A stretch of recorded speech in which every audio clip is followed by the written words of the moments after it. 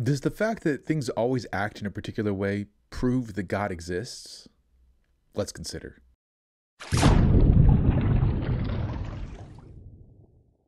Hello, philosophers. I'm Chico. Welcome to the Philosopher Channel summary of the Summa Theologica. Today we're in Part 1, Question 2, Article 3, Whether God Exists. This is the fifth video on this article. This is the fifth way we're talking about the argument from Final Causality. So much like last video, I think what we'll do is just go through the actual argument first and then go into more detail afterwards. So here it is, argument 5, the argument from Final Causality.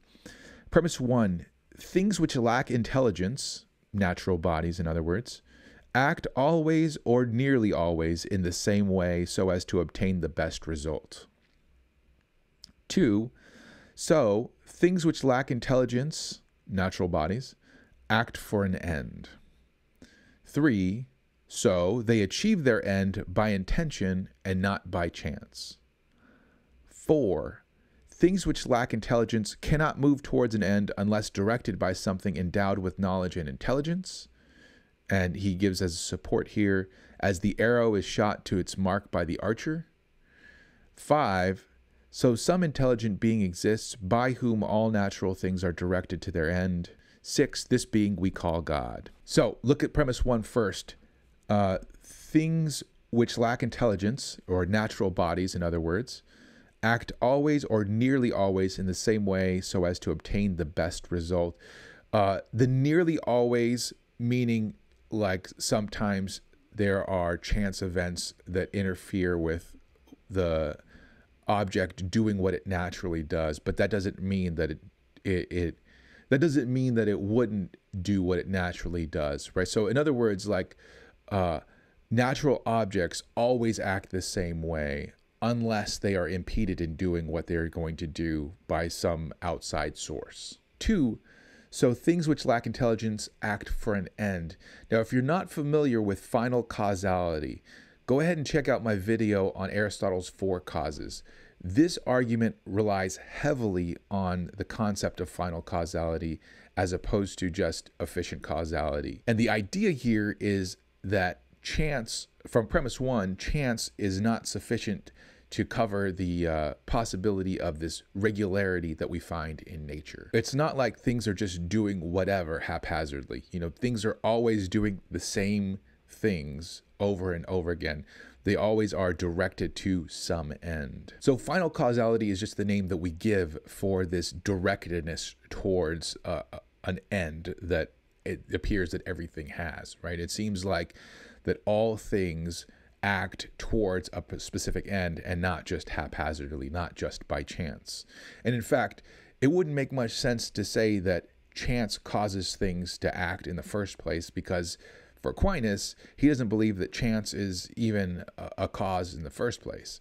For Aquinas, chance is just the intersection of independently operating causes that happen to, collide without foreseeing the collision happening. So an example is given by Boethius of a farmer discovering buried treasure. Now, the person who buried the treasure and the farmer both had a final cause. They both had some end, right? Some goal in which they were trying to achieve. The farmer was trying to plow his field. The buried treasure guy was trying to hide his treasure. And by chance, the farmer found the buried treasure. But notice it wasn't like there was no final cause.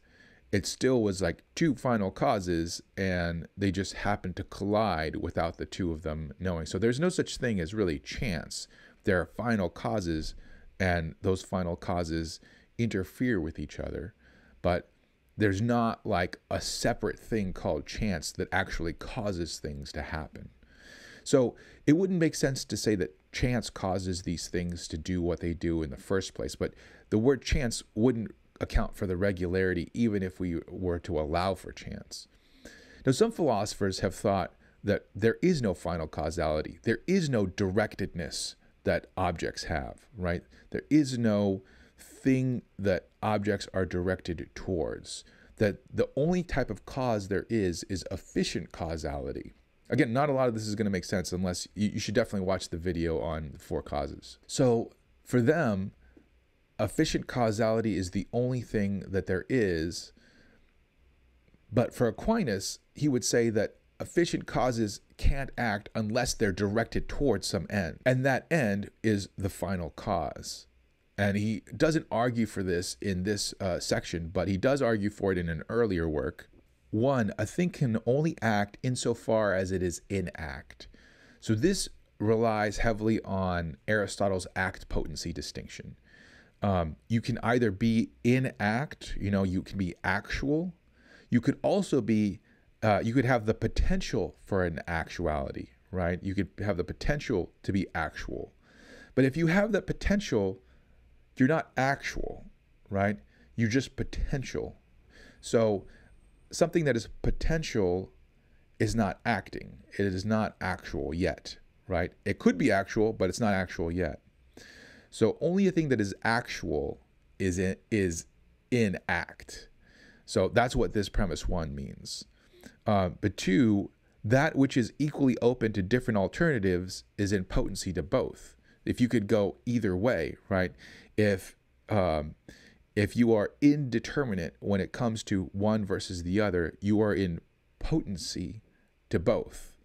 So you are not actual, in other words. So 3, you are not in act in regards to either alternative. 4, so therefore you cannot act.